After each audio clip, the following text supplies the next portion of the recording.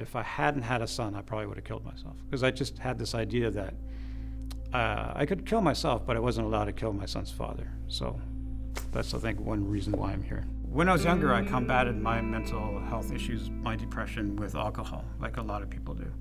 So I was like, got hammered a lot, and during those times I thought I was happy, and then after that I was not happy, and so in that way it kind of had waves. I just kept on drinking, and that didn't work out long term. I think everyone knows someone who's affected by mental illness.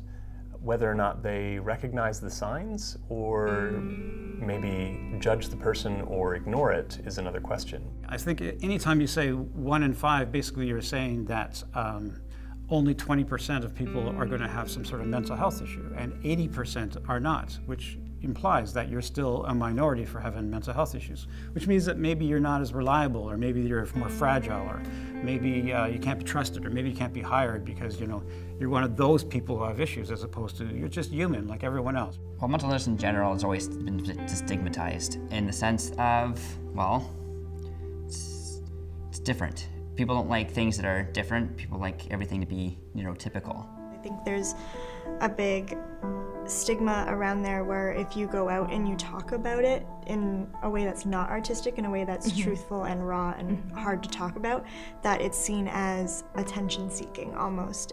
Oftentimes there are resources available, but people are reluctant to use them because because there's still that embarrassment, I think. People don't want to identify themselves as being someone who needs help, someone who has to have counseling. And I think they're still afraid of being looked down on. The stigmas are that people who are depressed can be just lazy, or they just need to, pick up their lives and move on. So it's kind of hard to expect someone who's suicidal to look for help in a way, because they're already oftentimes feeling like there's no hope for them. The situation is not likely to change. And if you're thinking that the situation isn't going to change, it's kind of hard to kind of get you motivated to go out and get some help, because you've already decided there's not much hope for you anyway. Sometimes you just don't click right with the therapist. You have to have a proper relationship with a therapist. You gotta feel comfortable talking with them. It's a bit scary to come and talk about your personal issues, about very intimate things to a stranger as it starts. In the beginning, then of course people start getting connected, and it's easier. But you don't want to talk about things because you can feel like a pain or annoying, and you don't want to have your problems be impressed onto other people. I think if we're talking about young people, people who are school students or college, university students, very often their families, believe it or not, are barriers to seeking help because there is stigma within the families. So I had a friend who committed suicide when she was 26, a very talented artist, painter. I tried to point her in the direction of resources, and very often, again, the family was against it, and stigma definitely was there, and I think that's why it happened. You can see someone go from happy-go-lucky, and then all of a sudden they're not. They're depressed, or they're in hospital for a suicide attempt, and you just don't expect it. I have one friend who is very vocal about the struggles that she's gone through, ranging from depression, suicide, drug addictions as well. So she uses the pain that she's had in her life and her struggles, and she uses it in a way to create art. So she's a poetry artist, and she creates her pieces around life events in order to shine light on these issues and to create a dialogue and a conversation. Now I'm in the ring fighting what keeps defeating me, not knowing that now my opponent was my enemy. See, I was beaten, bruised, and battered emotionally, but clean cut on the surface because I was what others wanted me to be. So when I help a client complete some sort of milestone that they had been working towards, I feel elated, I feel good, I feel happy for that client.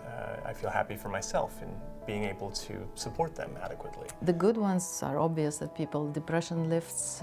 Sometimes you see it quickly, sometimes you need more time to work on it. I just think there's so many different ways that people can deal with what they have to deal with, but I think a lot of my focus is around the thoughts that people have about themselves, like whether they're worth actually more than what they're experiencing in their life. If we look back and see where we started and where we are now, and really look at how far we've come, and that can really help us feel proud of the things that we've accomplished. I think among these existing support systems in our society to combat mental illness and suicide prevention are helplines, which are great because people can call in a moment. You know, there's the Toronto Crisis Center, and there's Good to Talk, which is an awesome resource for students. Some resources are very available and are underused, like friends and family, for example. Because of the stigma associated with mental health and suicide, we are afraid to talk to the people closest to us. What I would say is that to those people that are dealing with those thoughts and feelings is that it's okay to feel this way. Lots of people do, and it's okay to reach out. If my friends don't reach out to me themselves and I notice something's wrong, I usually take on that role and I go and say, hey, I've noticed you've been acting differently lately. Is something okay? Is something wrong? Do you want to talk about it? You don't have to talk about it right now, but I just want you to know I'm here. Talking, being there for them, you know, even if it's just two of you hanging out, just sitting together in one room, like anything helps. And so it's important to let people know that they mean something, that their lives have meaning. They make a difference in your life, that you love them and you care for them and you want to listen to them and have a sense for them as to what's important to them and find a way for them to find a little reason to believe that there is some hope for them down the road in terms of, like, you know, there's a purpose that they have in their lives. You know, we all need a purpose. We all need some sense that we matter. I would hope to believe that I'm the kind of person that no matter where I'm at, people would feel kind of like, hey, it's nice sitting around with this guy, talking with him. He seems to care about what's going on with me. You're not alone. There are many resources available, and I'm a resource of myself, and you can use me in any way that you need, but know that you're not alone and what you're going through doesn't define you. I would definitely express that they're not alone, and if they ever feel like they need to vent to me, I'm an open ear, I'm non-judgmental, and if they need to seek professional help, I will definitely lead them to the right resources without any question, and if they don't want to be alone, I'll walk them to counseling on campus or something. How kind are we? How much time do we tend to spend just asking someone how they're doing? Do we really pay attention to them? Do we ask follow-up questions to show that we care about them, as opposed to jumping in and starting to tell our story? People saying, well, we want kids to be able to talk about their feelings and be able to express themselves. But do we model that? You know, do we talk about that at home? Do we actually share how we feel at home? Are we vulnerable with our kids? Do we allow ourselves to cry in front of our kids? Do we allow ourselves to struggle a little bit in front of our kids? Do we normalize that for young people? Or do we try to hold it all together so that they get the wrong idea that they're supposed to hold it all together and we just kind of like pass the mask on forward? We're all going to struggle at different times, and just go out, get some help, talk about it. You're not any different from anybody else. You're just a human being, and that's okay.